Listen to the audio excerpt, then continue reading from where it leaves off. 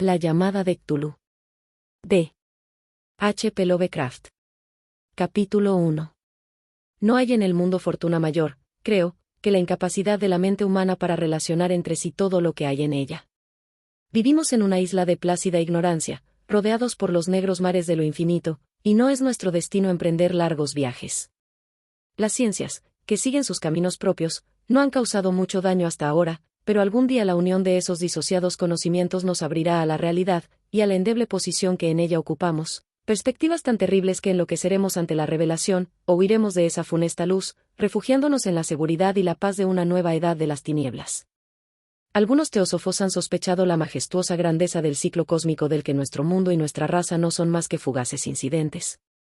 Han señalado extrañas supervivencias en términos que nos helarían la sangre si no estuviesen disfrazados por un blando optimismo. Pero no son ellos los que me han dado la fugaz visión de esos dones prohibidos, que me estremecen cuando pienso en ellos, y me enloquecen cuando sueño con ellos. Esa visión, como toda temible visión de la verdad, surgió de una unión casual de elementos diversos, en este caso, el artículo de un viejo periódico y las notas de un profesor ya fallecido. Espero que ningún otro logre llevar a cabo esta unión. Yo, por cierto, si vivo, no añadiré voluntariamente un solo eslabón a tan espantosa cadena. Creo, por otra parte, que el profesor había decidido, también, no revelar lo que sabía, y que si no hubiese muerto repentinamente, hubiera destruido sus notas. Tuve por primera vez conocimiento de este asunto en el invierno de 1926 a 1927, a la muerte de mi tío abuelo, George Gammell Angell, profesor honorario de lenguas semíticas de la Universidad de Brown, Providence, Rhode Island. El profesor Angell era una autoridad vastamente conocida en materia de antiguas inscripciones y a él habían recurrido con frecuencia los conservadores de los más importantes museos. Muchos deben por lo tanto recordar su desaparición, acaecida a la edad de 92 años. Las oscuras razones de su muerte aumentaron aún más el interés local. El profesor había muerto mientras volvía del barco de Newport, y, según afirman los testigos, luego de recibir el empellón de un marinero negro. Este había surgido de uno de los curiosos y sombríos pasajes situados en la falda abrupta de la colina que une los muelles a la casa del muerto, en la calle Williams. Los médicos, incapaces de descubrir algún desorden orgánico, concluyeron, luego de un perplejo cambio de opiniones, que la muerte debía atribuirse a una oscura lesión del corazón, determinada por el rápido ascenso de una cuesta excesivamente empinada para un hombre de tantos años. En ese entonces no vi ningún motivo para disentir de ese diagnóstico, pero hoy tengo mis dudas, y algo más que dudas. Como heredero y ejecutor de mi tío abuelo, viudo y sin hijos, era de esperar que yo examinara sus papeles con cierta atención. Trasladé con ese propósito todos sus archivos y cajas a mi casa de Boston. El material ordenado por mí será publicado en su mayor parte por la Sociedad Norteamericana de Arqueología, pero había una caja que me pareció sumamente enigmática, y sentí siempre repugnancia a mostrársela a otros. Estaba cerrada, y no encontré la llave hasta que se me ocurrió examinar el llavero que el profesor llevaba siempre consigo. Logré abrirla entonces, pero me encontré con otro obstáculo mayor y aún más impenetrable. ¿Qué significado podían tener ese curioso bajorrelieve de arcilla, y esas notas, fragmentos y recortes de viejos periódicos? ¿Se había convertido mi tío, en sus últimos años, en un devoto de las más superficiales imposturas? Resolví buscar al excéntrico escultor que había alterado la paz mental del anciano. El bajorrelieve era un rectángulo tosco de 2 centímetros de espesor y de unos 30 o 40 centímetros cuadrados de superficie, indudablemente de origen moderno. Los dibujos, sin embargo, no eran nada modernos, ni por su atmósfera ni por su sugestión, pues aunque las rarezas del cubismo y el futurismo sean numerosas y extravagantes, no suelen reproducir esa críptica regularidad de la escritura prehistórica. Y la mayor parte de los dibujos parecía ser ciertamente alguna especie de escritura. A pesar de mi familiaridad con los papeles y colecciones de mi tío, no logré identificarla, ni sospechar siquiera alguna remota relación. Sobre esos supuestos jeroglíficos había una figura de carácter evidentemente representativo, aunque la ejecución impresionista impedía comprender su naturaleza. Parecía una especie de monstruo, o el símbolo de un monstruo, o una forma que solo una fantasía enfermiza hubiese podido concebir. Si digo que mi imaginación, algo extravagante, se representó a la vez un pulpo, un dragón y la caricatura de un ser humano, no traicionaré el espíritu del dibujo. Sobre un cuerpo escamoso y grotesco, provisto de alas rudimentarias, se alzaba una cabeza pulposa y coronada de tentáculos, pero era el contorno general lo que la hacía más particularmente horrible. Detrás de la figura se embosaba una arquitectura ciclópea. Las notas que acompañaban a este curioso objeto, además de unos recortes de periódicos, habían sido escritas por el profesor mismo y no tenían pretensiones literarias. El documento en apariencia más importante estaba encabezado por las palabras "El culto de Cthulhu", escritas cuidadosamente en caracteres de imprenta para evitar todo error en la lectura de un nombre tan desconocido. El manuscrito se dividía en dos secciones. La primera tenía el siguiente título: 1925, Sueño y obra onírica de H. A. Wilcox, calle Thomas 7, Providence, R.I., y la segunda, Informe del inspector John R. Legrasse. Calle Bienville 121, Nueva Orleans, a la Sociedad Norteamericana de Arqueología, 1928. Notas del mismo y del profesor Webb. Las otras notas manuscritas eran todas muy breves, relatos de sueños curiosos de diferentes personas, o citas de libros y revistas teosóficos, principalmente la Atlántida y la Lemuria perdida de W. Scott Elliot, y el resto comentarios acerca de la supervivencia de las sociedades y cultos secretos, con referencia a pasajes de tratados mitológicos y antropológicos como la rama dorada de Fraser, y el culto de las brujas en Europa occidental de la señorita Murray. Los recortes de periódicos aludían principalmente a casos de alienación mental y a crisis de demencia colectiva en la primavera de 1925. La primera parte del manuscrito principal relataba una historia muy curiosa. Parece que el 1 de marzo de 1925 un joven delgado, moreno, de aspecto neurótico y presa de gran excitación, había visitado al profesor Angel con el singular bajorrelieve de arcilla, entonces todavía fresco y húmedo. En su tarjeta se leía el nombre de Henry Anthony Wilcox, y mi tío había reconocido en él al hijo menor de una excelente familia, con la que estaba ligeramente relacionado. Wilcox, que desde hacía un tiempo estudiaba dibujo en la Escuela de Bellas Artes de Rhode Island, y que vivía en el Hotel Fleur de Lis muy cerca de esta institución, era un joven precoz de genio indudable, pero muy excéntrico.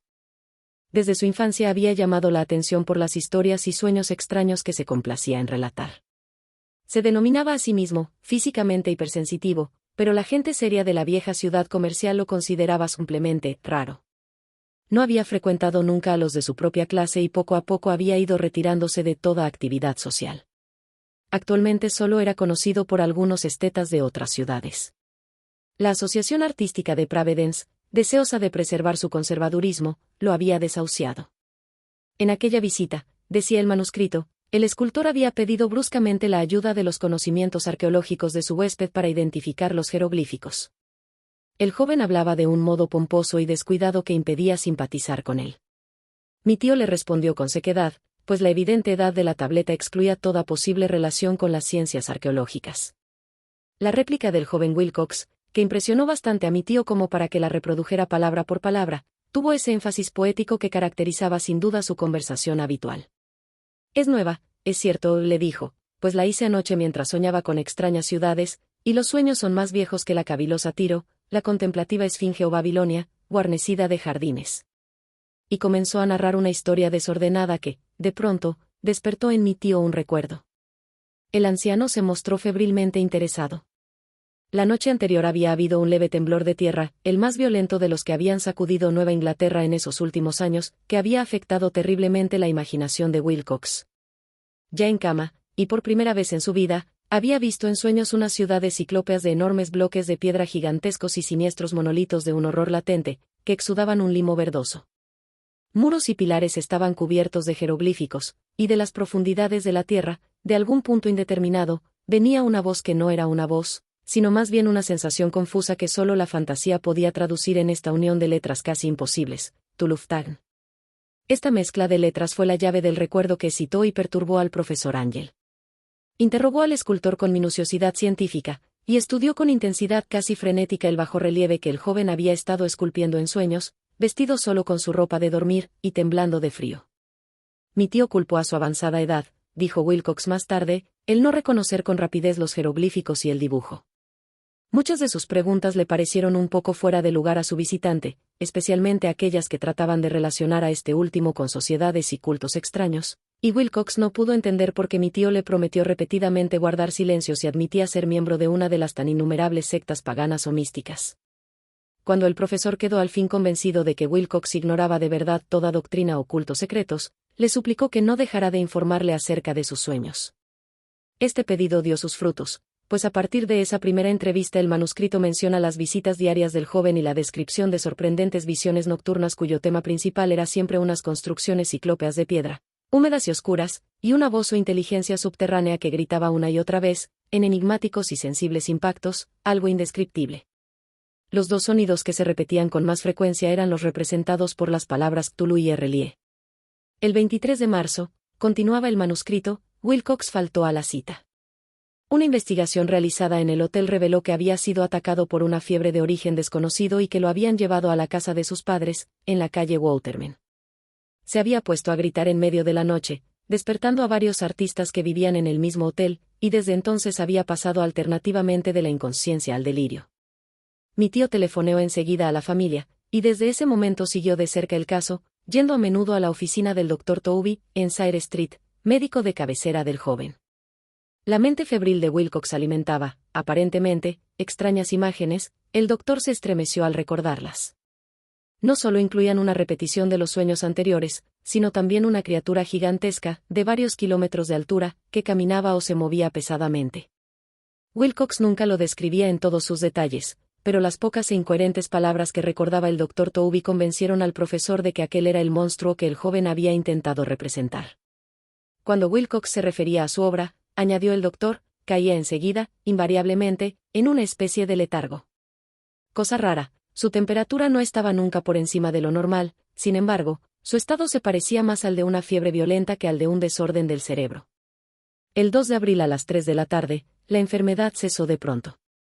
Wilcox se sentó en la cama, asombrado de encontrarse en la casa de sus padres, e ignorando totalmente lo que había ocurrido en sus sueños o en la realidad desde el 22 de marzo.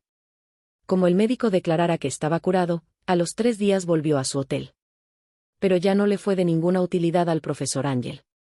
Junto con su enfermedad se habían desvanecido todos aquellos sueños, y luego de oír durante una semana los relatos inútiles e irrelevantes de unas muy comunes visiones, mi tío dejó de anotar los pensamientos nocturnos del artista. Aquí terminaba la primera parte del manuscrito, pero las abundantes notas invitaban de veras a la reflexión. Solo el escepticismo inveterado que informaba entonces mi filosofía puede explicar mi persistente desconfianza. Las notas describían lo que habían soñado diversas personas en el mismo periodo en que el joven Wilcox había tenido sus extrañas revelaciones. Mi tío, parecía, había organizado rápidamente una vasta encuesta entre casi todos aquellos a quienes podía interrogar sin parecer impertinente, pidiendo que le contaran sus sueños y le comunicaran las fechas de todas sus visiones notables. Las reacciones habían sido variadas, pero el profesor recibió más respuestas que las que hubiese obtenido cualquier otro hombre sin la ayuda de un secretario. Aunque no conservó la correspondencia original, las notas formaban un completo y muy significativo resumen. La aristocracia y los hombres de negocios, la tradicional sal de la tierra, de Nueva Inglaterra, dieron un resultado casi completamente negativo, aunque hubo algunos pocos casos de informes de impresiones nocturnas, siempre entre el 13 de marzo y el 2 de abril, periodo de delirio de joven escultor. Los hombres de ciencia no fueron tampoco muy afectados, aunque por lo menos 4 vagas descripciones sugerían la visión fugaz de extraños paisajes, y uno de ellos hablaba del temor a algo anormal. Las respuestas más pertinentes procedían de artistas y poetas, que si hubieran podido comparar sus notas hubieran sido presas del pánico. Ante la falta de las cartas originales, llegué a sospechar que el compilador había estado haciendo preguntas insidiosas o había deformado el texto de la correspondencia para corroborar lo que había resuelto ver. Por eso persistí en la creencia de que Wilcox, conociendo de algún modo los viejos documentos reunidos por mi tío, había estado engañándolo. Estas respuestas de los artistas narraban una perturbadora historia. Entre el 28 de febrero y 2 de abril gran parte de ellos había tenido sueños muy curiosos, alcanzando su máxima intensidad en el tiempo del delirio del escultor. Una cuarta parte hablaba de escenas y sonidos semejantes a los descritos por Wilcox y algunos confesaban su terror ante una criatura gigantesca y sin nombre. Un caso, que las notas describían con énfasis, era particularmente triste. El sujeto, un arquitecto muy conocido, algo inclinado al ocultismo y la teosofía, se volvió completamente loco la noche que llevaron al joven Wilcox a la casa de sus padres, y murió meses después gritando que lo salvaran de algún escapado habitante del infierno. Si mi tío hubiese conservado los nombres de estos casos, en vez de reducirlos a números, yo hubiera podido hacer alguna investigación personal. Pero, como estaban las cosas, solo pude encontrar a unos pocos. Todos, sin embargo, confirmaron las notas. Me pregunté a menudo si aquellos a quienes había interrogado el profesor Angel se habían sentido tan intrigados como este grupo. Nunca les di explicaciones, y es mejor así. Los recortes de prensa, como ya he dicho, trataban de casos de pánico, manía y excentricidad, siempre en el mismo periodo. El profesor Ángel debió de haber empleado una agenda de recortes, pues el número de estos extractos era prodigioso, y además procedían de todos los rincones del mundo. Uno describía un suicidio nocturno en Londres. Un hombre había saltado por una ventana luego de lanzar un grito horrible. En una confusa carta al editor de un periódico sudamericano, un fanático anunciaba, apoyándose en sus visiones, un futuro siniestro. Un despacho de California relataba que una colonia teosófica había comenzado a usar vestiduras blancas ante la proximidad de un glorioso acontecimiento, que no llegaba nunca, mientras las noticias de la India se referían cautelosamente a una seria agitación de los nativos, producida a fines de marzo. Las orgías vudúes se habían multiplicado en Haití, y en África se había hablado de unos cantos misteriosos. Los oficiales norteamericanos radicados en Filipinas habían tenido ciertas dificultades con algunas tribus, y en la noche de 22 de marzo los policías de Nueva York habían sido molestados por levantinos histéricos. Confusos rumores recorrieron también el oeste de Irlanda, y un pintor llamado Ardois Bonnot exhibió en 1926, en el Salón de Primavera de París, un blasfemo paisaje de sueño.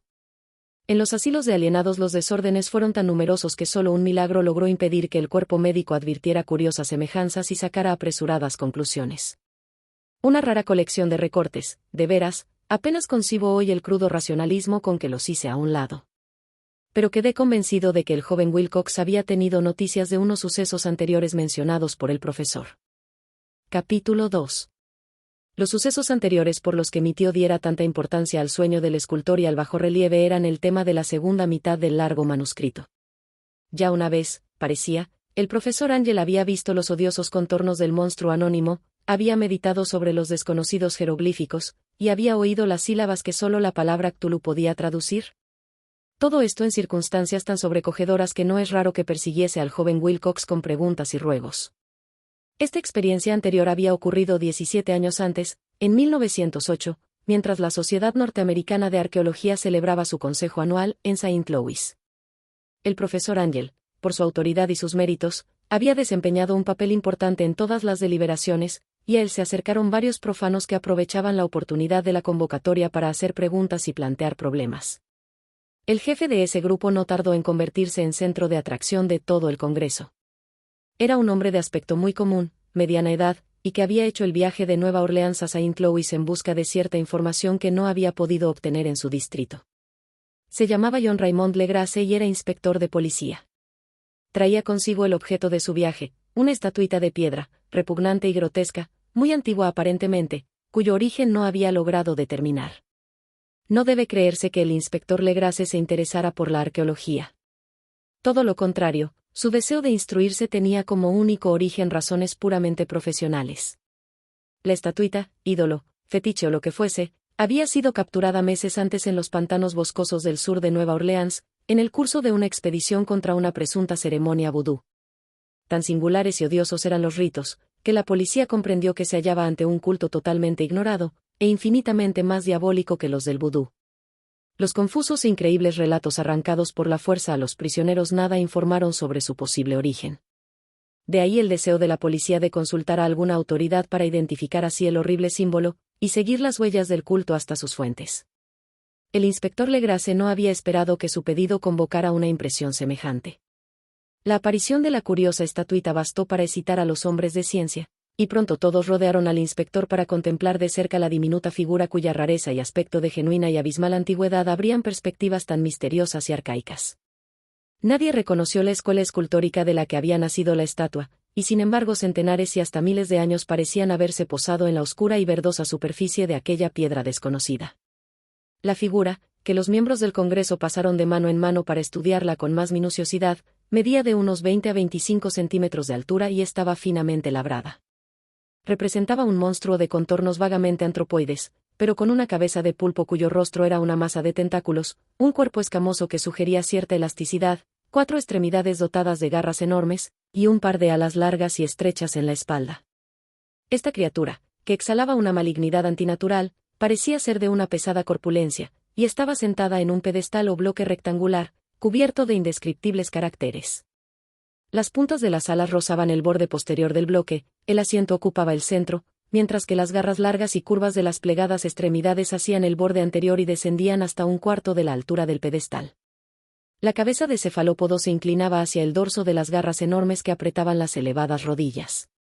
El conjunto daba una impresión de vida anormal, más sutilmente terrorífico a causa de la imposibilidad de establecer su origen. Su vasta, pavorosa e incalculable edad era innegable, sin embargo, nada permitía relacionarlo con algún tipo de arte de los comienzos de la civilización. El material de la estatua encerraba otro misterio. No había nada parecido, en la geología o la mineralogía, a aquella pieza jabonosa, verdinegra, de estrías doradas o iridiscentes. Los caracteres de la base eran igualmente desconcertantes, y ninguno de los miembros del Congreso, a pesar de que representaban a la mitad de las autoridades mundiales en esta esfera, pudo descubrir el más remoto parentesco lingüístico. Tanto la figura como el material pertenecían a algo increíblemente lejano, totalmente distinto de la humanidad que conocemos, algo sugería, de un modo terrible, antiguos y profanos ciclos en los que nuestro mundo y nuestras concepciones no habían participado. Y, sin embargo, mientras los miembros del Congreso sacudían la cabeza y se confesaban incapaces de resolver el misterio, uno de ellos creyó descubrir algo raramente familiar en la efigie y los jeroglíficos, y al fin, no sin reticencia, confesó lo que sabía. Este hombre era el hoy desaparecido William Channing Webb, profesor de antropología en la Universidad de Princeton y explorador de bastante renombre.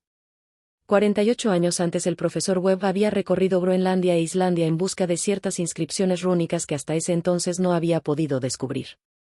En la costa occidental de Groenlandia se había encontrado con una tribu degenerada de esquimales, cuya religión, un culto demoníaco curioso, lo había impresionado sobremanera por su faz deliberadamente sanguinaria y repulsiva. Era aquella una fe que los otros esquimales ignoraban casi del todo, y a la que se referían estremeciéndose. Databa, decían, de épocas muy antiguas, anteriores al nacimiento del mundo. Junto a ritos anónimos y sacrificios humanos había invocaciones de origen tradicional dirigidas a un demonio supremo o Tornasuk. El profesor Webb había oído esa invocación en boca de un viejo Angekok, o brujo sacerdote, y la había transcrito fonéticamente, hasta donde era posible, en caracteres romanos. Pero lo que ahora parecía importante era el fetiche adorado en ese culto, y alrededor del cual bailaban los esquimales cuando la aurora boreal brillaba muy por encima de los acantilados de hielo. Era, declaró el profesor, un tosco bajorrelieve de piedra con una figura horrible y algunos caracteres misteriosos. Creía recordar que se parecía, por lo menos en todos los rasgos esenciales, a la criatura bestial que ahora estaban examinando.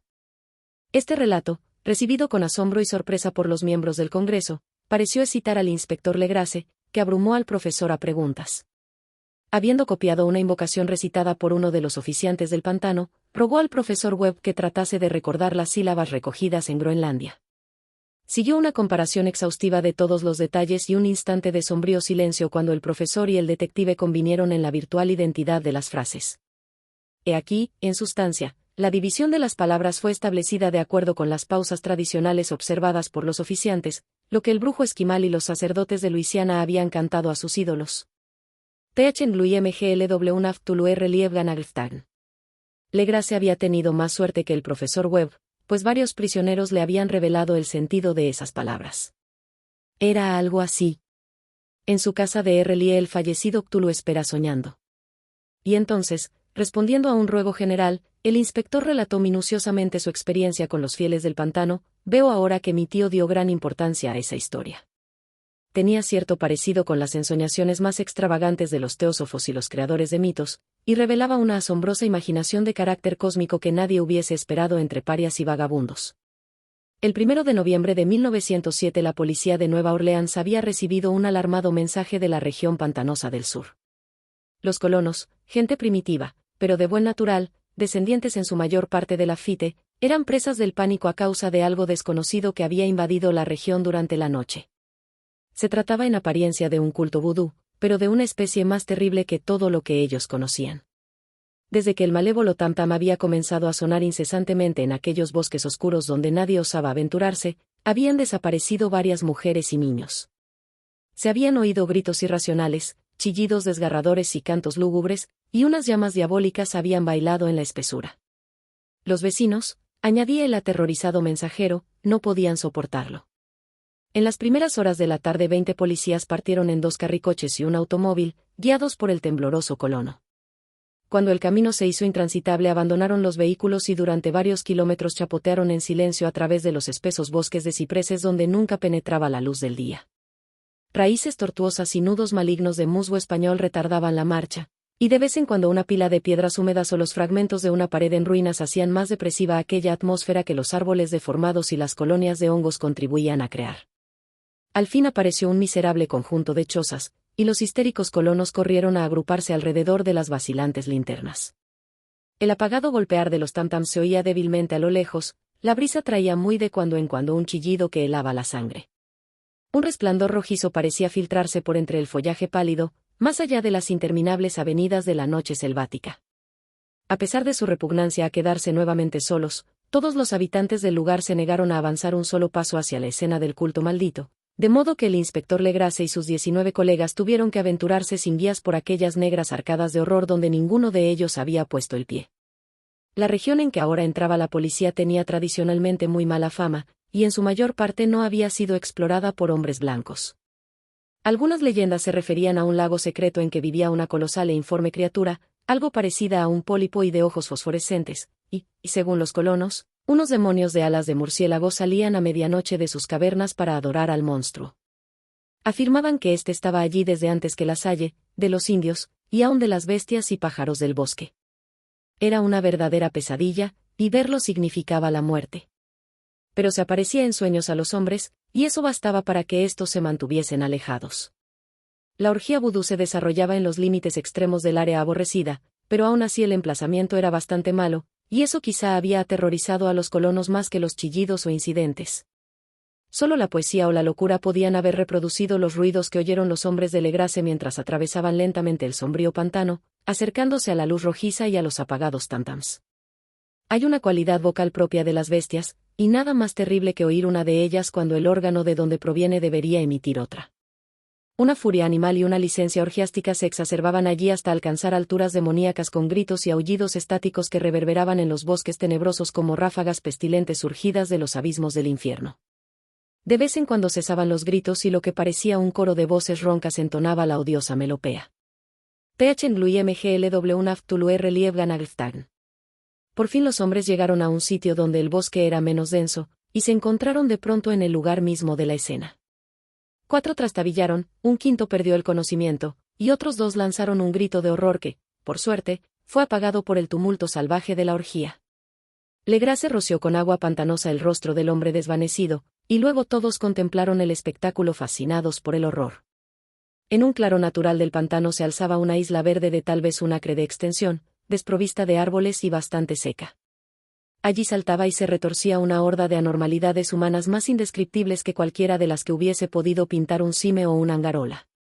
Sin ropas, esta híbrida muchedumbre bramaba, rugía y se contorsionaba alrededor de una hoguera circular.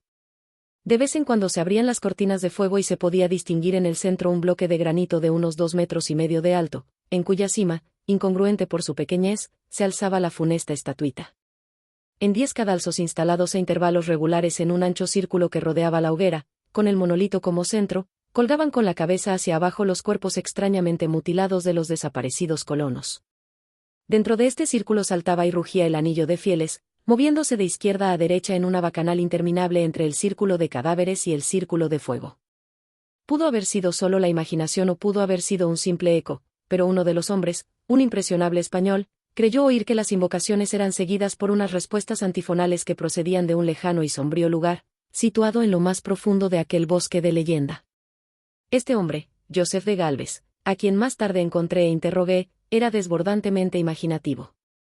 Llegó a decir que había oído el débil golpear de unas grandes alas y que había vislumbrado unos ojos luminosos y una enorme masa blanca detrás de los árboles más lejanos. Pero creo que estaba demasiado influido por las supersticiones locales. La inactividad de los hombres paralizados fue comparativamente de poca duración. El deber venció pronto todas las dudas, y aunque los celebrantes debían de llegar al centenar, la policía, confiada en sus armas de fuego, irrumpió en medio de la horda. Durante 5 minutos el caos y el tumulto fueron indescriptibles. Hubo furiosos golpes, disparos y huidas. Pero finalmente Legrasse pudo contar 47 prisioneros, a los que obligó a vestirse rápidamente, y que rodeó de policías. 5 de los celebrantes habían muerto, y otros 2, muy malheridos, fueron transportados por sus cómplices en improvisadas parihuelas. La imagen del monolito fue sacada con todo cuidado y llevada por Legrasse. Examinados en el cuartel de la policía, luego de un viaje agotador, los prisioneros resultaron ser mestizos de muy baja ralea y mentalmente débiles. Eran en su mayor parte marineros, y había algunos negros y mulatos, procedentes casi todos de las islas de Cabo Verde, que daban un cierto matiz vudú a aquel culto heterogéneo. Pero no se necesitaron muchas preguntas para comprobar que se trataba de algo más antiguo y profundo que un fetichismo africano. Aunque degradados e ignorantes, los prisioneros se mantuvieron fieles, con sorprendente consistencia, a la idea central de su aborrecible culto. Adoraban, dijeron, a los grandes antiguos que eran muy anteriores al hombre y que habían llegado al joven mundo desde el cielo. Esos antiguos se habían retirado ahora al interior de la tierra y al fondo del mar, pero sus cadáveres se habían comunicado en sueños con el primer hombre, quien inventó un culto que nunca había muerto. Este era ese culto, y los prisioneros dijeron que había existido siempre y que siempre existiría, ocultándose en lejanías desiertas y lugares retirados hasta que el gran sacerdote Cthulhu saliese de su sombría morada en la ciudad submarina de Errelie para reinar otra vez sobre la tierra. Algún día vendría, cuando los astros ocuparan una determinada posición, y el culto secreto estaría allí, esperándolo. Mientras tanto no podían decir nada más. Se trataba de un secreto que ni la tortura podría arrancarles. La humanidad no era lo único consciente en la tierra, pues había unas formas que emergían de la sombra para visitar a sus escasos fieles. Pero estas no eran los grandes antiguos. Ningún ser humano había visto a los antiguos. El ídolo de piedra representaba al gran Cthulhu, pero nadie podía decir si los otros eran o no como él. Nadie era capaz de descifrar ahora la antigua escritura, muchas cosas se transmitían oralmente. La invocación ritual no era el secreto.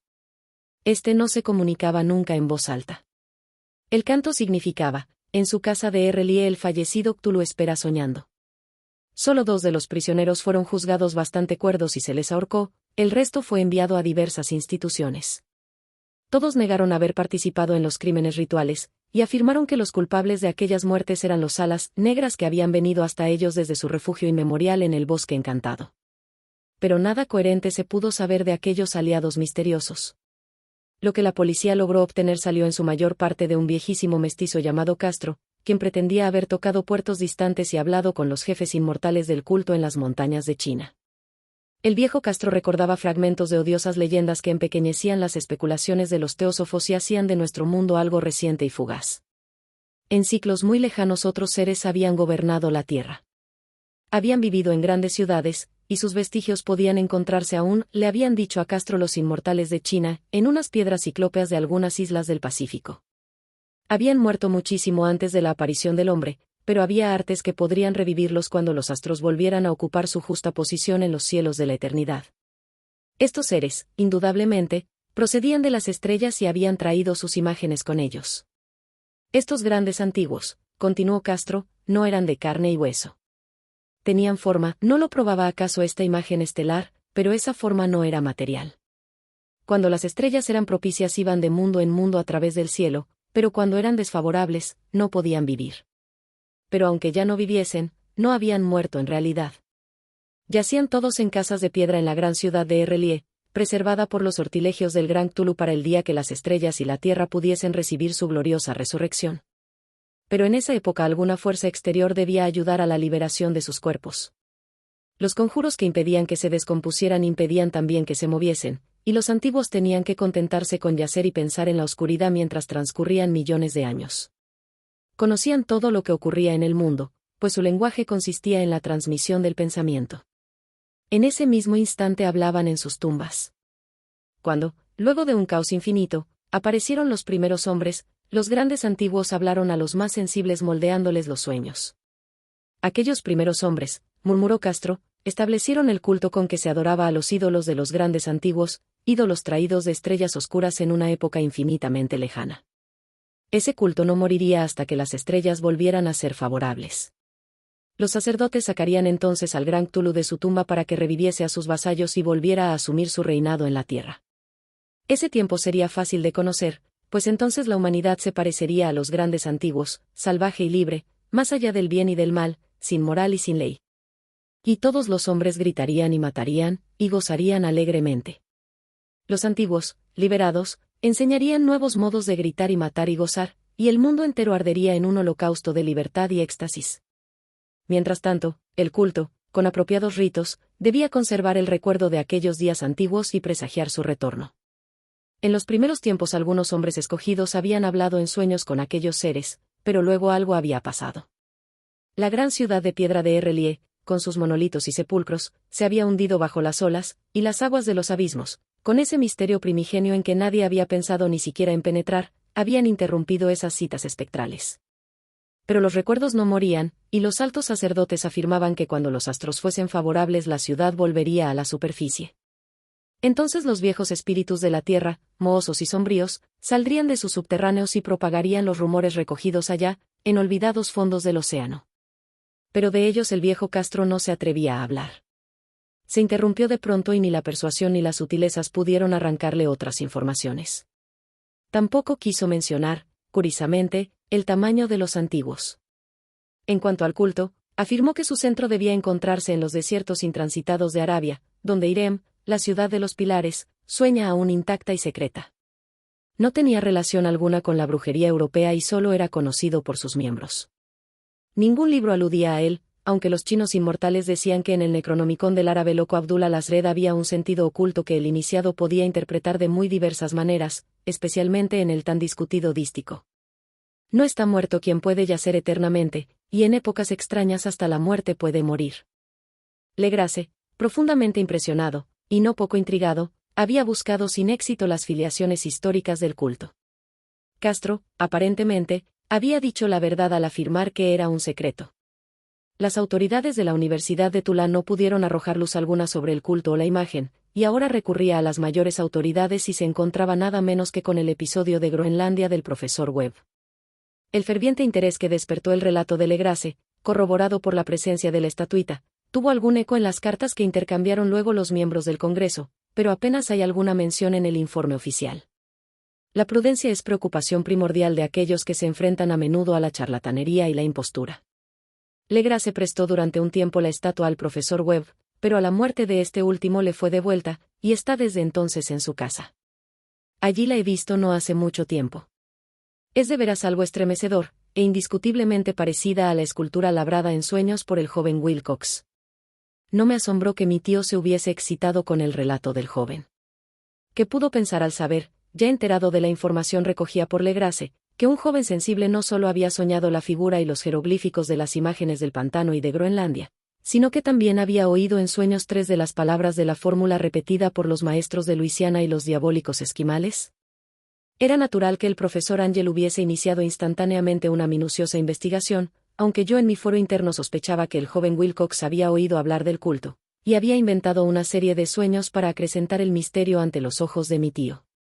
El relato de los otros sueños y los recortes coleccionados por el profesor parecían corroborar la historia del joven, pero mi bien fundado racionalismo y la total extravagancia del asunto me llevaron a adoptar las conclusiones que estimé más razonables. De modo que luego de estudiar otra vez el manuscrito y comparar las notas teosóficas y antropológicas con la descripción del culto que había hecho Legrasse, viajé a Providence para ver al escultor e increparle el haberse burlado de tal modo de un sabio anciano. Wilcox vivía aún, solo, en el Fleur de Lis de la calle Thomas, desagradable imitación victoriana de la arquitectura bretona del siglo XVII. La fachada de estuco del hotel lucía ostentosamente entre las encantadoras casas coloniales y a la sombra del más hermoso campanario georgiano que pudiera verse en Norteamérica. Encontré a Wilcox en sus habitaciones, sumido en su labor, y comprendí enseguida, por las piezas que lo rodeaban, que su genio era profundo y auténtico. Creo que durante un tiempo Wilcox figurará entre los grandes decadentes, pues ha cristalizado en arcilla, y reflejará un día en el mármol esas pesadillas y fantasías evocadas en prosa por Arthur Machen y que Clark Aston Smith ha hecho visibles en versos y pinturas. Moreno, frágil y de aspecto un poco descuidado, Wilcox se volvió lánguidamente y sin dejar su silla me preguntó qué deseaba. Cuando le dije quién era, manifestó cierto interés, pues mi tío había excitado su curiosidad al examinar sus raros sueños, aunque sin expresar las razones de ese examen. Sin sacarlo de su ignorancia, traté prudentemente de hacerlo hablar. Poco tiempo me bastó para convencerme de que era absolutamente sincero, hablaba de sus sueños de un modo inequívoco. Esos sueños, y su residuo subconsciente, habían influido profundamente en su arte, y me mostró una estatua mórbida cuyo modelado me estremeció, casi, por la fuerza de su oscura sugestión. No recordaba haber visto el original excepto en el bajorrelieve creado durante un sueño, pero los contornos se habían formado insensiblemente bajo sus manos. Era, sin duda, la forma gigantesca de la que había hablado en su delirio. Comprobé muy pronto que no sabía nada del culto, salvo lo que el constante interrogatorio de mi tío había dejado escapar, y traté otra vez de concebir de qué modo podía haber recibido esas impresiones sobrenaturales. Hablaba de sus sueños de un modo extrañamente poético, haciéndome ver con terrible claridad la ciudad ciclópea de piedra verde y musgosa, cuya geometría, añadió curizamente, era totalmente errónea, y oí otra vez con un temor expectante el subterráneo llamado mental, Tuluftan, Tuluftan. Esas palabras figuraban en la temible invocación que evocaba el sueño vigilia de Cthulhu en su bóveda de piedra de Errelie, y a pesar de mis racionales ideas me sentí profundamente perturbado. Wilcox, era indudable, había oído hablar casualmente del culto, y lo había olvidado enseguida en la masa de las lecturas y concepciones igualmente fantásticas. Más tarde, en virtud de su impresionable carácter, el culto había encontrado un modo de expresión subconsciente en los sueños, el bajorrelieve de arcilla y la estatua que yo estaba ahora contemplando.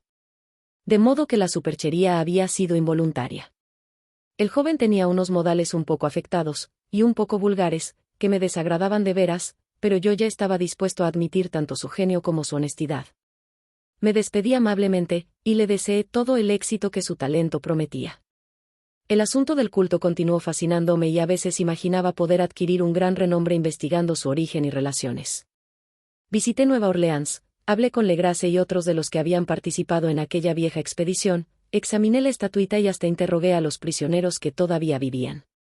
El viejo Castro, por desgracia, había muerto hacía varios años. Lo que escuché entonces de viva voz, aunque no fue más que una confirmación detallada de los escritos de mi tío, acrecentó mi interés, y tuve la seguridad de estar sobre la pista de una religión muy antigua y secreta cuyo descubrimiento me convertiría en un antropólogo famoso. Mi actitud era aún entonces absolutamente materialista, como aún quisiera que lo fuese, y por una inexplicable perversidad mental rechacé la coincidencia de los sueños y los recortes coleccionados por el profesor Ángel.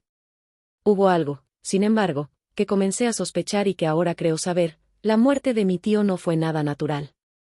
Cayó al suelo en la colina, en una de las estrechas callejuelas que partían de unos muelles donde abundaban los mestizos extranjeros, luego del descuidado empujón de un marinero de tez oscura. Yo no había olvidado que los oficiales de Luisiana se distinguían por la mezcla de sangres y sus intereses marinos, y no me hubiera sorprendido conocer la existencia de agujas venenosas y métodos criminales secretos tan faltos de piedad como aquellas creencias y ritos misteriosos. Legrasse y sus hombres, es cierto, no habían sido molestados, pero en Noruega acaba de morir un marino que veía cosas. ¿No pudieron haber llegado a oídos siniestros las investigaciones realizadas por mi tío luego de encontrarse con el escultor? Creo hoy que el profesor Ángel murió porque sabía o quería saber demasiado. Es posible que me espere un fin semejante, pues yo también he aprendido mucho. Capítulo 3. Si el cielo decidiese algún día acordarme un insigne favor, borraría totalmente de mi memoria el descubrimiento que hice, por simple casualidad, al echar una ojeada a una hoja de periódico que recubría un estante. Era un viejo número del Boletín de Sídney del 18 de abril de 1925, con el cual no hubiese podido dar en mi vida cotidiana. Había pasado inadvertido hasta para la agencia de recortes que había estado coleccionando ávidamente durante esas épocas materiales para mi tío. Había yo casi abandonado mis investigaciones cerca de lo que el profesor llamaba el culto de Cthulhu, y me encontraba de visita en casa de un doctor amigo de Paterson, Nueva Jersey, conservador del museo local y mineralogista de renombre. Examinando un día los ejemplares de reserva, amontonados en desorden en los estantes de una de las salas del fondo del museo, mi mirada se detuvo en la rara ilustración de uno de los periódicos extendido bajo las piedras. Era el Boletín de Sídney que he mencionado. Mi amigo tenía corresponsales en todos los países extranjeros imaginables. La imagen era una fotografía en sepia de una odiosa estatuita de piedra casi igual a la que Legrasse había encontrado en el pantano. Despojé vivamente a la hoja de su precioso contenido, leí el artículo con cuidado y lamenté su brevedad. Lo que sugería, sin embargo, era de suma importancia para mi ya vacilante búsqueda. Arranqué cuidadosamente la noticia con el propósito de ponerme enseguida en acción. He aquí el contenido. Misterioso barco a la deriva rescatado en alta mar. El Vigilant arribó remolcando a un yate neozelandés armado. Un muerto y un sobreviviente a bordo. Relatan combates furiosos y muertes en alta mar. Marinero rescatado se niega a dar detalles de la misteriosa experiencia. Ídolo extraño hallado en su poder. Se iniciará una investigación. El carguero Vigilant de la compañía Morrison, procedente de Valparaíso, Arribó esta mañana a su puesto de amarre en la bahía de Darling remolcando al yate Alert de Dunedin número 2 con serias averías, pero dotado aún de un poderoso armamento. El yate fue avistado el 12 de abril a los 34 grados 21 de latitud sur y a los 152 grados 17 longitud oeste, con un muerto y un sobreviviente a bordo. El Vigilant dejó Valparaíso el 25 de marzo, y el 2 de abril fue alejado considerablemente de su curso, en dirección sur, por excepcionales tormentas y enormes olas. El 12 de abril avistó el buque a la deriva. En apariencia había sido abandonado, pero luego descubrió que llevaba un sobreviviente en estado de delirio, y un hombre muerto por lo menos desde hacía una semana. El sobreviviente apretaba entre sus manos una piedra horrible de origen desconocido, de unos 30 centímetros de alto, cuyo origen los profesores de la Universidad de Sydney, la Sociedad Real y el Museo de la Calle College no pudieron determinar, y que el hombre afirmaba haber descubierto en la cabina del yate, en un altarcito rudimentario. Este hombre, ya recobrado, relató una historia de piratería y violencia sumamente extraña. Se trata de un noruego llamado Gustav Johansen, de cierta cultura, segundo oficial en la goleta Emma de Auckland, que partió para el Callao el 20 de febrero, con una tripulación de 20 hombres. El Emma, dijo, fue retrasado y alejado considerablemente de su ruta por la tormenta del 1 grado de marzo, y el 22 del mismo mes a los 49 grados 51 de latitud sur y a los 128 grados 54 de longitud encontró al Alert conducido por una tripulación de canacos 2 y mestizos de aspecto patibulario. El capitán Collins no obedeció la orden de virar, y la tripulación del yate abrió fuego sin aviso con una batería de cañones de bronce particularmente pesada. Los marineros del Emma, dijo el sobreviviente, se resistieron con valentía, y aunque la goleta comenzó a hundirse, pues varios proyectiles habían alcanzado la línea de flotación, lograron acercarse al enemigo y lo abordaron poniéndose a luchar en cubierta. Como los tripulantes del yate combatían de un modo torpe y cruel, tuvieron que matarlos a todos. 3 de los hombres del Emma, incluso el capitán Collins y el primer oficial Gree, murieron, y los 8 restantes, bajo el mando del segundo oficial, Johansen, se pusieron a navegar en la dirección seguida originalmente por el yate, a fin de descubrir por qué motivo se les había ordenado cambiar de rumbo. Al día siguiente desembarcaron en una islita que no figuraba en ningún mapa. 6 de los hombres murieron allí, aunque Johansen se mostró particularmente reticente a este respecto y dijo que habían caído en una grieta entre las rocas. Más tarde, parece, Johansen y sus compañeros volvieron al yate y trataron de hacerlo navegar, pero fueron vencidos por la tormenta del 2 de abril. Desde ese día hasta el 12 de abril, fecha en que fue recogido por el Vigilant, Johansen no recuerda nada, ni siquiera cuando murió su compañero William Briden. La muerte no se debió aparentemente a otra causa que a privaciones. Cables procedentes de Dunedin informan que el Alert era muy conocido como barco de carga y tenía muy mala reputación. Pertenecía a un curioso grupo de mestizos cuyas frecuentes incursiones nocturnas a los bosques atraían no poca curiosidad. Luego de la tormenta y los temblores de tierra del 1 grado de marzo se había hecho apresuradamente a la vela. Nuestro corresponsal en Auckland afirma que el Emma y sus tripulantes gozaban de una excelente reputación y que Johansen es un hombre digno de toda confianza.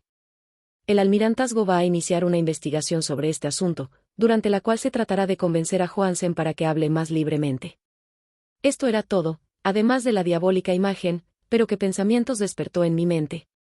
Estas nuevas y preciosas noticias acerca del culto de Cthulhu probaban que éste tenía fieles seguidores tanto en el mar como en la tierra. ¿Qué motivo había impulsado a la híbrida tripulación a ordenar el regreso del Emma mientras navegaban con su ídolo? ¿Qué isla desconocida era aquella en que habían muerto 6 de los tripulantes, acerca de la cual el contramaestre Johansen se mostraba tan reticente? ¿Qué resultado había tenido la investigación del almirantazgo y qué se sabía del odioso culto en Dunedin? Y lo más extraordinario, qué profunda y natural relación de hechos era esta que daba una significación maligna e innegable a los sucesos tan cuidadosamente anotados por mi tío. El 1 de marzo, el 28 de febrero de acuerdo con el uso horario internacional, se habían producido una tormenta y un terremoto. El Alert y su mal encarada tripulación habían dejado rápidamente Dunedin como obedeciendo un imperioso llamado, y en el otro extremo de la tierra poetas y artistas habían comenzado a soñar con una ciclópea ciudad submarina mientras un joven escultor modelaba, en sueños, la forma del terrible Cthulhu. El 23 de marzo la tripulación del Emma desembarcaba en una isla desconocida, perdiendo allí 6 hombres, y en esa misma fecha los sueños de algunas personas alcanzaron su mayor intensidad y se oscurecieron con el terror de un monstruo maligno y gigantesco, mientras un arquitecto se volvía loco y un escultor caía presa del delirio. ¿Y qué pensar de esa tormenta del 2 de abril, fecha en que cesaron todos los sueños de la ciudad sumergida, ¿y Wilcox salió indemne de aquella fiebre extraña? ¿Qué pensar igualmente de aquellas alusiones del viejo Castro a los antiguos venidos de las estrellas y a su reino próximo, y a su culto, y a su gobierno de los sueños? ¿Estaba balanceándome en el borde de un abismo de horrores cósmicos, insoportables para un ser humano? En todo caso no afectaron sino a la mente, pues el 2 de abril puso término de algún modo a la monstruosa amenaza que había sitiado el alma de los hombres. Aquella tarde, luego de haber pasado el día enviando telegramas y haciendo urgentes preparativos, me despedí de mi huésped y tomé un tren para San Francisco. En menos de un mes llegué a Dunedin, donde, sin embargo, descubrí que se sabía muy poco de los extraños miembros del culto que habían vivido en las posadas marineras. El vagabundeo en los muelles era asunto demasiado común, y no valía la pena mencionarlo, pero algo oí a propósito de una expedición terrestre realizada por estos mestizos durante la cual se escuchó el débil golpear de unos tambores y se vio un fuego rojo en las colinas lejanas. En Auckland me enteré de que Johansen había vuelto a Sídney, donde acababa de sometérsele a un inútil interrogatorio, con el pelo totalmente cano, y que luego de vender su casita de la calle West había regresado con su mujer a su viejo hogar, en Oslo. De su aventura no dijo a sus amigos más de lo que ya sabían los oficiales del almirantazgo, y todo lo que pudieron hacer fue darme su nueva dirección. Volví entonces a Sídney y hablé sin éxito con gente de mar y miembros de la corte. Vi el alert en circular Y, en la bahía de Sídney, pero nada me reveló su casco. La imagen en cuclillas, de cabeza de pulpo, cuerpo de dragón, alas escamosas y pedestal con jeroglíficos, se conservaba en el Museo de Hyde Park. La examiné con cuidado y descubrí que estaba exquisitamente labrada, y tenía el mismo profundo misterio, terrible antigüedad y sobrenatural rareza de material que el ejemplar más pequeño de Legrasse. Para los geólogos, me dijo el conservador del museo, la estatua era un enigma monstruoso, y juraban que no había en el mundo una roca parecida. Recordé, estremeciéndome, lo que había dicho el viejo Castro a Legrasse a propósito de los primeros grandes antiguos, vinieron de las estrellas y trajeron consigo sus imágenes. Profundamente perturbado resolví visitar al oficial Johansen en Oslo. Llegué a Londres, me reembarqué enseguida para la capital de Noruega, y un día de otoño eché pie a tierra en un limpio desembarcadero, a la sombra del Egeber. La casa de Johansen, descubrí, estaba situada en la ciudad vieja del rey Harald Hardrada, que había conservado el nombre de Oslo durante los siglos en que la ciudad principal adoptara el nombre de Cristianía. Hice el corto viaje en un taxi y golpeé con el corazón tembloroso la puerta de una casa vieja y limpia de frente enyesado. Salió a recibirme una mujer de cara triste, vestida de negro, quien me comunicó en un inglés vacilante que Gustav Johansen no era ya de este mundo. No había sobrevivido mucho a su regreso, pues su aventura marina de 1925 le había destrozado la salud. La mujer no sabía más que el público, pero Johansen había dejado un largo manuscrito, que trataba asuntos técnicos, escrito en inglés con la intención manifiesta de que su esposa no lo entendiese. Mientras paseaba por una callejuela, cerca del muelle de Gothenburg, un atado de viejos periódicos, salido de la ventana de un altillo, lo golpeó y lo hizo caer. 2 marineros indios lo ayudaron enseguida a levantarse, pero el hombre murió antes de que llegase la ambulancia. Los médicos, incapaces de precisar la causa del deceso, lo habían atribuido a un malestar del corazón y a un debilitamiento general. Sentí entonces que un oscuro terror, que no me abandonaría hasta que a mí también me fuese acordado el eterno reposo, accidentalmente, o por otro motivo, me traspasaba los huesos. Habiendo persuadido a la viuda de que mi conocimiento de esos asuntos técnicos me autorizaba a poseer el manuscrito, me llevé el documento y comencé a leerlo en el barco que me conducía a Londres. Era un relato simple, desordenado, un diario de mar redactado de memoria en que se intentaba recoger día a día aquel último y terrible viaje. No lo transcribiré literalmente a causa de sus oscuridades y redundancias, pero mi resumen bastará para explicar por qué el rumor de las aguas contra los costados del buque se me hizo tan intolerable que tuve que taponarme los oídos. Johansen, gracias a Dios, no lo sabía todo, aunque vio la ciudad y el monstruo, pero yo ya no podré dormir en paz mientras recuerde el horror que espera emboscado del otro lado de la vida, en el tiempo y el espacio, y aquellas malditas criaturas que vinieron de los astros más antiguos y que sueñan en las profundidades del mar, conocidas y favorecidas por un culto de pesadilla decidido a lanzarla sobre nuestro planeta cada vez que algún terremoto vuelva a elevar la monstruosa ciudad de piedra. Al aire y la luz del sol. El viaje de Johansen había comenzado tal como lo declarara él mismo ante el almirantazgo. El Emma había dejado Auckland en lastre el 20 de febrero, y sintió todo el impacto de esa tempestad consecutiva al terremoto que arrancó a los abismos marinos el horror que pobló los sueños de los hombres. Recobrado el gobierno, el buque navegó favorablemente hasta encontrarse con el Ellertel. 22 de marzo, y sentí la pena del oficial al describir el bombardeo y el hundimiento de su nave. De los mestizos del yate, Johansen hablaba con un horror realmente significativo. Había algo abominable en ellos que hacía que su destrucción pareciese casi un deber, y Johansen se sorprende ante la acusación de crueldad que contra él y sus compañeros hizo la corte. Ya en el yate capturado, Johansen y sus hombres, impulsados por la curiosidad, prosiguen viaje hasta avistar una alta columna de piedra que emerge del océano, y a los 49 grados 9 de latitud oeste, y 126 grados 43 de longitud sur, se encuentran ante una costa barrosa, y una albañilería ciclópea cubierta de algas que no puede ser sino la sustancia tangible del terror supremo del universo, la ciudad muerta de Errelie, construida hace millones de años, antes de los comienzos de nuestra historia, por las enormes y espantosas criaturas que descendieron desde unos astros desconocidos. Allí yacen el gran Cthulhu y sus compañeros, ocultos en unas bóvedas verdes y húmedas desde donde envían, luego de incalculables ciclos, pensamientos que aterrorizan a los hombres sensibles y reclaman imperiosamente a los fieles del culto que inicien el peregrinaje de la liberación y la restauración. El oficial Johansen ignoraba todo esto, pero Dios sabe bien que había visto bastante. Creo que emergió de las aguas solo la cima de la ciudadela, coronada por un enorme monolito, donde yace el gran Cthulhu. Cuando imagino el tamaño de todo lo que puede esconder el fondo del océano, siento deseos de morir sin esperar ya más. Johansen y sus hombres se sintieron aterrados ante la majestad cósmica de esta húmeda Babilonia habitada por demonios, y debieron sospechar, instintivamente, que no pertenecía ni a este ni a ningún otro planeta similar.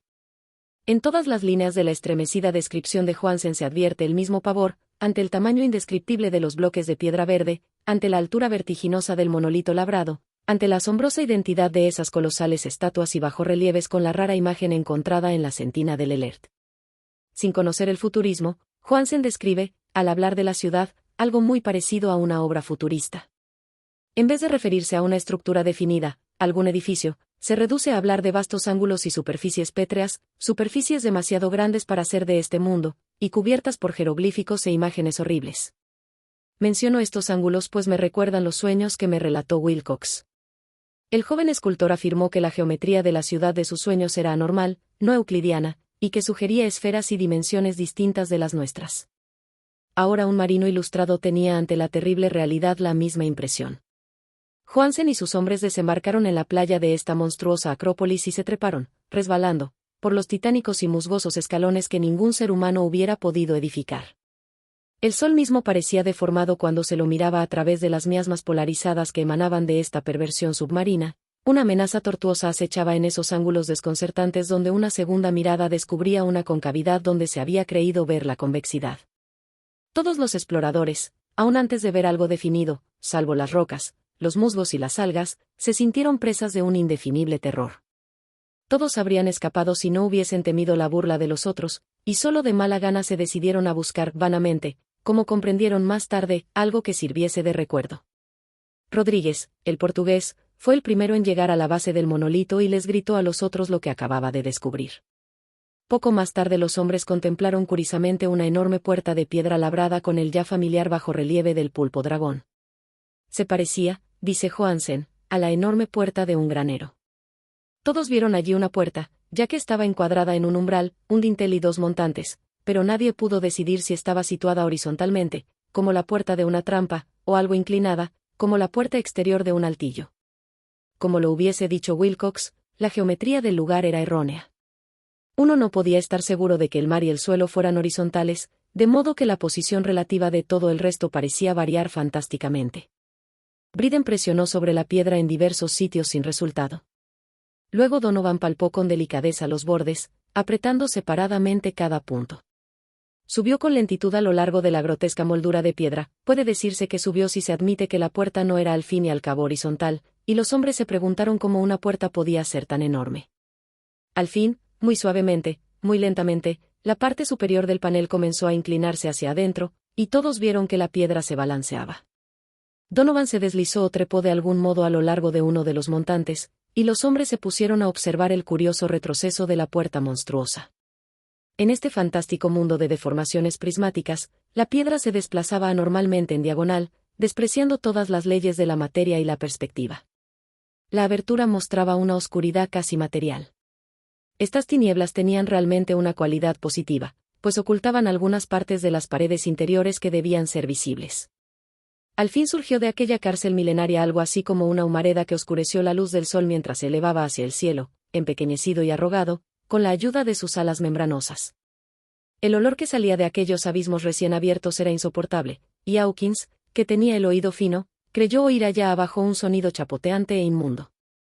Todos escucharon, y todos escuchaban aún cuando el monstruo se hizo visible, babeando y apretando su inmensidad verde y gelatinosa a través de la tenebrosa abertura hasta elevarse pesadamente en el aire corrompido de aquella ciudad de pesadilla. La letra del pobre Johansen es apenas inteligible en esta parte.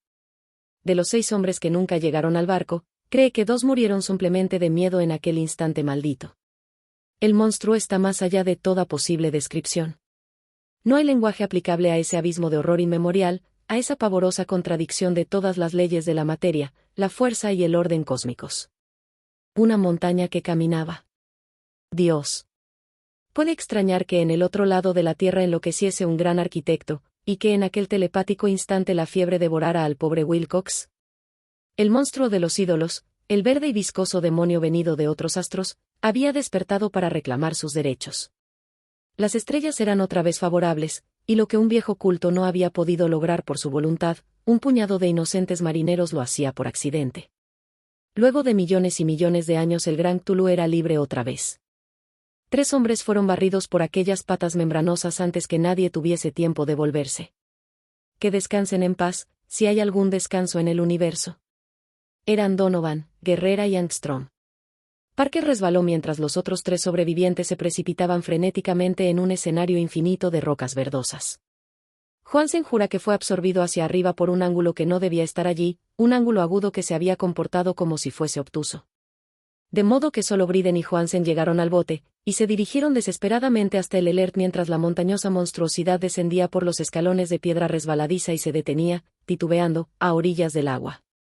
Las calderas habían quedado funcionando a pesar de que todos habían bajado a tierra, y bastaron unos pocos segundos de frenéticas corridas entre ruedas y motores para poner en marcha el Elert.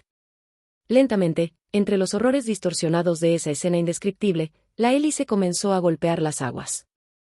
Mientras tanto, en la costa mortal, sobre aquellas construcciones que no eran de este mundo, el monstruo gigantesco venido de las estrellas emitía unos gritos inarticulados, como Polifemo al maldecir el veloz navío de Ulises. Enseguida, con más audacia que los cíclopes de la leyenda, el gran Cthulhu penetró en las aguas e inició la persecución con golpes que levantaron enormes olas. Briden volvió la vista y enloqueció. Desde entonces rió a intervalos hasta que la muerte lo alcanzó en su cabina mientras Johansen vagaba delirando de un lado a otro. Pero Johansen no había abandonado la partida. Comprendiendo que el monstruo alcanzaría seguramente el Elert antes de que la presión llegase al máximo, resolvió intentar algo desesperado, y, acelerando los motores, subió rápidamente a la cubierta e hizo girar el timón. En la superficie de las aguas hubo un remolino espumoso, y mientras crecía la presión del vapor, el valiente noruego dirigió el navío contra aquella montaña gelatinosa que se alzaba sobre las sucias espumas como la popa de un galeón demoníaco. La horrible cabeza de pulpo, envuelta en tentáculos, llegaba casi hasta la punta del Bauprés 3, pero Johansen no retrocedió. Hubo un estallido como el de un globo que se desinfla, un líquido inmundo como el que surge de un hendido pez luna, una hediondez que el cronista no se atrevió a describir. Durante un instante una nube verde, acre y enceguecedora, envolvió al buque, y un hervor maligno quedó a popa, donde, Dios del cielo, la esparcida plasticidad de aquella entidad celeste estaba recombinándose y recobrando su forma primitiva, mientras el Elert se alejaba más y más, y ganaba velocidad. Eso fue todo. Desde ese momento Johansen se contentó con meditar sombríamente sobre el ídolo de la cabina y preparar unas pocas comidas para él y su enloquecido compañero, que reía a carcajadas. No trató de dirigir el navío, después de aquel incidente quedaba un gran vacío en su alma. Luego sobrevino la tormenta del 2 de abril, que terminó de nublar su conciencia. Recordaba confusamente infinitos abismos líquidos de espectrales paredes giratorias, vertiginosos desplazamientos por mundos huidizos en la cola de un cometa y saltos convulsivos de las profundidades del mar hasta la luna y luego otra vez hasta el mar, todo envuelto en el coro de carcajadas de las antiguas divinidades y de los verdes demonios del Tártaro, de alas de murciélago. Luego de esas pesadillas vino el rescate, el Vigilant, el tribunal del almirantazgo, las calles de Dunedin y el largo viaje de retorno a la casa natal, junto al Egeber. Nada podía contar, pasaría por loco. Lo escribiría todo antes de morir, pero su mujer no debería sospechar nada. La muerte sería para el beneficiosa solo si borraba los recuerdos. Tal era el documento que leí. Lo he guardado en la caja de lata junto con el bajorrelieve de arcilla y los papeles del profesor Ángel. Incluiré este relato, esta prueba de mi propia cordura donde se ha unido lo que espero que nunca volverá a unirse. He contemplado todo lo que en el universo puede haber de horroroso, y aun los cielos de la primavera y las flores del verano me parecerán desde ahora impregnados de veneno. Pero no creo que viva mucho. Como desaparecieron mi tío y el pobre Johansen, así desapareceré yo. Conozco demasiado y el culto todavía existe. Tú lo existe también, supongo, en ese refugio de piedra que le sirve de abrigo desde que el sol era joven. Su ciudad maldita se ha hundido otra vez, pues el Vigilant navegó por aquel lugar después de la tormenta de abril, pero sus ministros en la tierra bailan aún, y cantan y matan en lugares aislados, alrededor de monolitos de piedra coronados de imágenes. Tulu tuvo que haber sido atrapado por los abismos submarinos, pues si no el mundo gritaría ahora de horror. ¿Quién conoce el fin? Lo que ha surgido ahora puede hundirse y lo que se ha hundido puede surgir. La abominación espera y sueña en las profundidades del mar, y sobre las vacilantes ciudades de los hombres flota la destrucción. Llegará el día, pero no debo ni puedo pensarlo. Ruego que si no sobrevivo a este manuscrito, mis ejecutores testamentarios cuiden de que la prudencia sea mayor que la audacia e impidan que caiga bajo otros ojos.